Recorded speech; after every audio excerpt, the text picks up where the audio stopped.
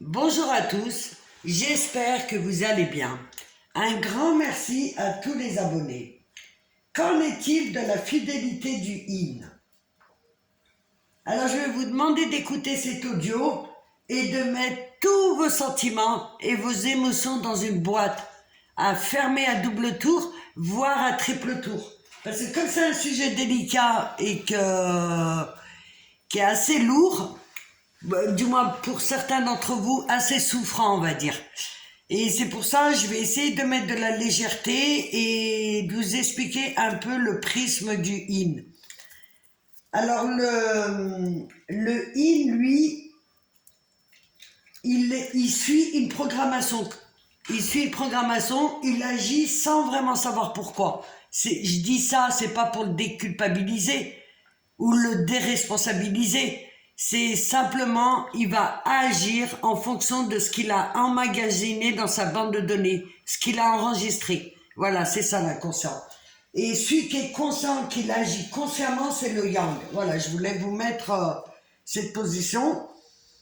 Et ce matin, en me levant, j'ai pensé un peu comment je pouvais imager le yin et le yang. Surtout dans les débuts, dans le moyen parcours. C'est qu'en fait, le yin, il est vraiment dans une barque, sous un torrent. Et en plus de ça, il a des trous dans la barque. Et il se dépatouille, il essaye de pas couler, il essaye de se débrouiller pour pouvoir sortir de tout ça. Et que sur la rive, il y a le yang comme ça qui lui crie dessus, gestuel, mais tu m'aimes pas, t'es pas sympa, t'es parti avec un autre, une autre, euh, tu fais pas attention à moi, tu me priorises pas, j'en ai marre. Voilà, je voyais cette situation un peu comme ça. Et je voulais vous la partager. Et au niveau, si on prend le fonctionnement du IN, d'après ce que j'ai compris et les informations que j'ai pu recevoir, d'après ce que j'ai compris, moi je distingue deux formes de IN dans le sens, il y en a un qui va de conquête en conquête et l'autre qui est bien installé avec sa tierce bien établie. Et en fait, pour moi, de ce que j'ai compris, hein, c'est toujours vis-à-vis de mon prisme, et je vous le partage. Pour moi, en fait, lorsque le in, l'inconscient, le runner va de conquête en conquête, en fait, il va rechercher l'amour. Quelque part en lui, il sait que l'amour véritable existe, mais il n'arrive pas à le matérialiser, il n'arrive pas à savoir ce que c'est. Et il va aller de conquête en conquête. Et de l'autre côté, parce que c'est un duo d'âme et ça marche par vase communicant, ça veut dire que lorsqu'il a beaucoup de conquêtes, ou qu'il va de conquête en conquête, c'est que vous aussi, vous êtes sous l'emprise d'une énergie tierce. Quelle que soit cette énergie, qu'elle soit physique, morale, que ce soit une personne, que ce soit vos parents, votre famille, vos enfants, en tout cas, vous êtes sous l'emprise une grosse énergie tierce. C'est ce que j'appelle l'énergie tierce. C'est lorsqu'on est dans un fonctionnement d'emprise. C'est ça pour moi. Et le il, il est bien installé et a priori, il n'a qu'une seule énergie tierce, c'est que vous, de l'autre côté, vous en avez une multitude. Et dans tous les domaines et dans tous les niveaux. Voilà, ça c'est ce que j'ai reçu comme information. Et c'est ce que j'ai constaté surtout. Et le il, lui, va chercher à travers les autres jusqu'à trouver à travers son yang. Le yin, lui, il n'a pas de hiérarchie. Il met tout le monde dans le même niveau. Que ça soit un roi ou un mendiant, lui, il est connecté aux âmes. C'est-à-dire que ses amis et vous, vous êtes au même niveau. C'est pas le fait qu'il vous aime ou qu'il vous aime pas. C'est vous êtes au même niveau que tout le monde. Contrairement à Yang, lui, il respecte la hiérarchie, c'est le haut, le bas, priorité, ses enfants, sa famille, ses parents, ensuite les amis. Le Yin, lui, il voit en horizontal. En fait, il a une pensée en horizontal. Et il ne se sent pas concerné par ce qui est vrai ou faux. Il exprime, comme je vous ai dit, sa bande de données. Et il y a une chose que je voulais vous dire aussi, Ne prenez pas personnellement ces agissements. Je sais que c'est hyper dur, que c'est compliqué, que c'est douloureux, mais 80% de ce que vous ressentez, la trahison, l'humiliation, le rejet, ne pas être choisi, ne pas être priorisé, vivre de l'injustice, être dégoûté, dire que c'est un connard, pas fiable, pas lui faire confiance, tout ça, 80% vient de vos propres blessures. Je dis pas que c'est rien de pas être de vivre l'infidélité, mais il y a beaucoup de blessures en fait qui n'appartiennent pas au yin, à cette relation-là. N'oubliez pas que votre yin c'est vous et objectivement, vous avez que 20% à régler avec vos yin et 80% que vous devez guérir parce qu'il vous a montré toutes vos blessures.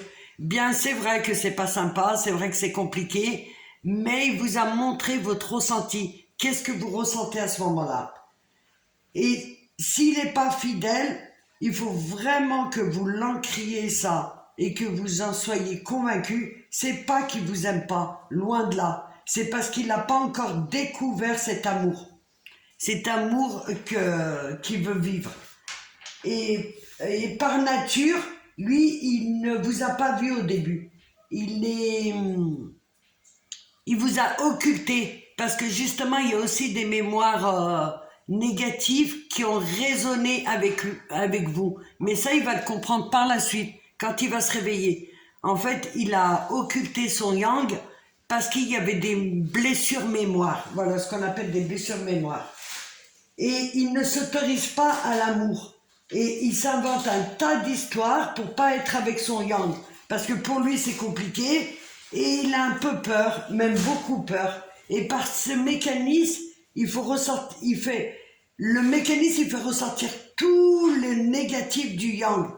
Et ça le conforte. Bah bien sûr, quand le yang il est en colère, il est en colère, ou la rage, ou la haine, il le ressent le yin. Mais lui, il va juste ressentir ce moment T.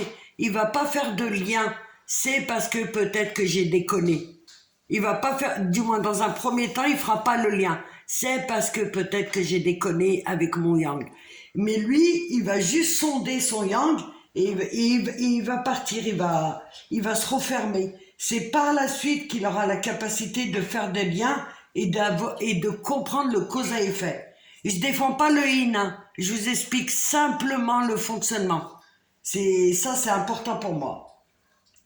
Et en fait, tout le long, là, le yin, qu'il soit avec une énergie fixe, une énergie tierce fixe, ou qu'il a de conquête en conquête, il va ressentir en lui qu'il est malheureux, qu'il n'a pas trouvé l'amour véritable.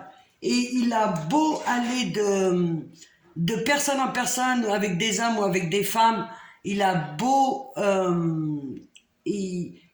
partir avec d'autres personnes, une fois qu'il s'est connecté avec son yang, il n'y a pas d'autres personnes en fait. Mais ça, il ne le sait pas au début.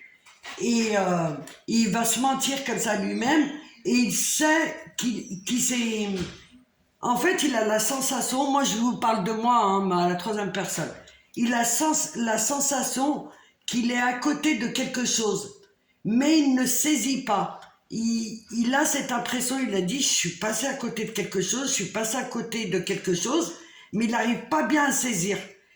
Jusqu'à il ressent en fait, lorsque le yang est apaisé et qu'il lui envoie de l'énergie, j'allais dire plus positive, ou un pardon, ou quelque chose de plus doux, là il va ressentir l'amour de son yang. Et c'est à ce moment-là que cet amour unique va grandir en lui et qu'il va se connecter à cet amour. Et il va aussi comprendre, le yin, que son yang, c'est sa polarité à l'opposé. Ça veut dire que si vous êtes un yin, votre autre est un yang, et si vous êtes un yang, votre autre est un yin. Et il va comprendre ça. Et il va comprendre aussi que les deux personnes se sont battues pour le même amour infini.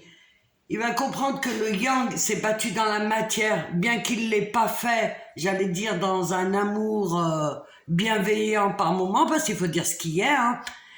Ça n'a pas été fait forcément dans un amour bienveillant, et que lui, il a épuré son âme, du moins. C'est le yang qui a épuré, qui élabore, mais c'est le yin qui a porté toutes ces charges négatives, tous ces traumas. Et il va comprendre que ça a été un duo et deux personnes en fait qui sont dans un amour infini.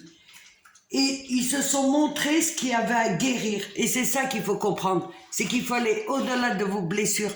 Guérissez-les, mettez votre yin s'il le faut de côté, mais guérissez vos blessures et vous verrez que la problématique, il restera que 20%. Et que 80%, ce sera vos propres blessures. Et pour le yin, il comprend que l'amour existe grâce à son yang. Et le yang, il comprend l'amour qu'il vit, l'amour qui se vit. Et les deux, comme ça, vont former un amour éternel. Voilà, je vais vous tirer une carte. Je suis absolument pas dans la voyance, mais je suis plutôt dans l'alchimie.